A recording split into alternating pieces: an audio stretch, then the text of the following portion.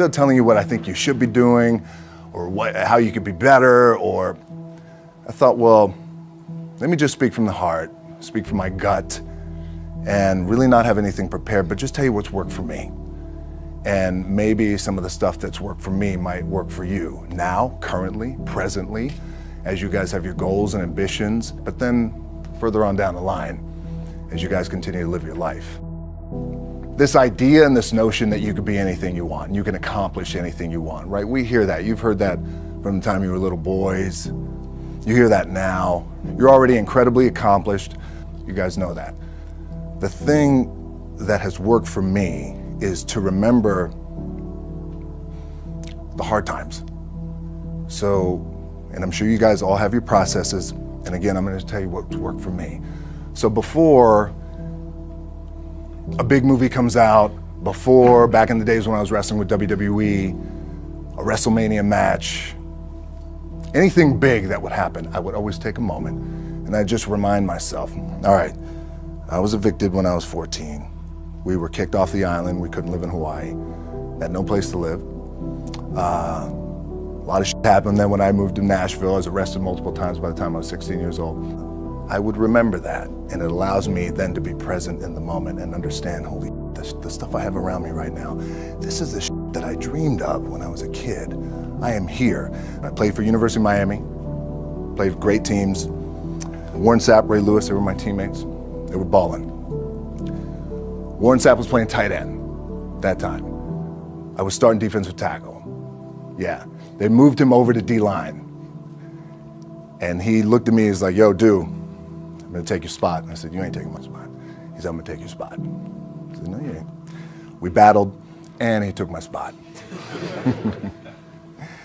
Now you can imagine how that with me, because there goes my opportunity. He went in, switched to defensive tackle, lit the world on fire. Well, what that did, it crushed me, it crushed my dreams. I had a piss poor senior year, zero production, no NFL, no combine invite, nothing. Finally went to the CFL, Calgary Stampeders, making $250 a week Canadian.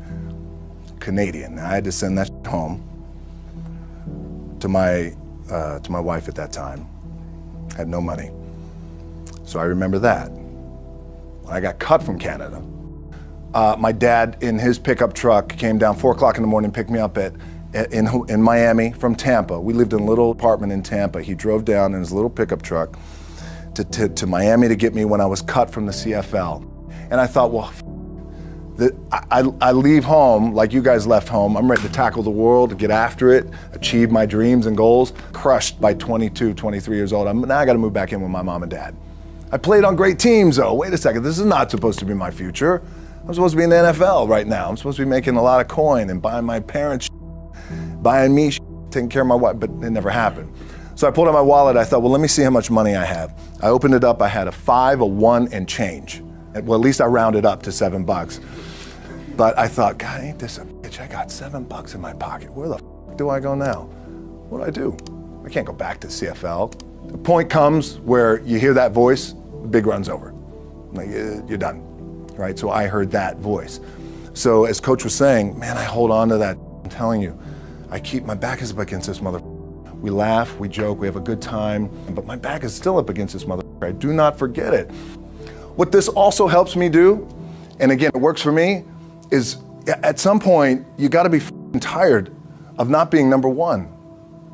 You have to be, and you gotta play angry, and I play angry. Now, I'm cool and calm with my approach, and when I step out on my field, which is a set, or, you know, like, there's some, and you're always gonna have haters, and haters are like, well, God damn, man, how many movies are you gonna make, or how much shit are you gonna do? Like, you do a lot of shit. I say, yes, it's my ambition. Of course, why not? I could do it. Yeah, I love what I do. And not only that, but in what world do we not work every day? My back is up against this thing, you know, and I started to play angry, by the way, and I still play angry. My last match, Brock Lesnar, transitioned, and I realized if I had to be great at something, I wanted to be great in this world of Hollywood and movie making and producing and entertainment, I had to commit, and like you guys have to commit. Obviously, you commit to something, commit to the goal. So I quietly retired 2 years later, I thought, what did I do with my career? Because my movies were not doing well. I was written off. It was around 2006, 2007. I was like, I pulled a Jim Brown. I left when I was on top, like #1 in the wrestling business, and I left. It was a ballsy, gutsy, some call it stupid move, but I had to commit and I had to follow what was in my gut. What helps me is to keep the hard times in the front of my mind, because it allows me to go into these big moments that I've worked my ass off, and you guys have worked your ass off. It allows me to go into these big moments with a different perspective. What it also does for me, and again, this is what works for me. Like, my back is up against this every day. It's against this wall. But it's up against this because it's what I believe in. And when my back is against this then there's nowhere to go but that way. That's it.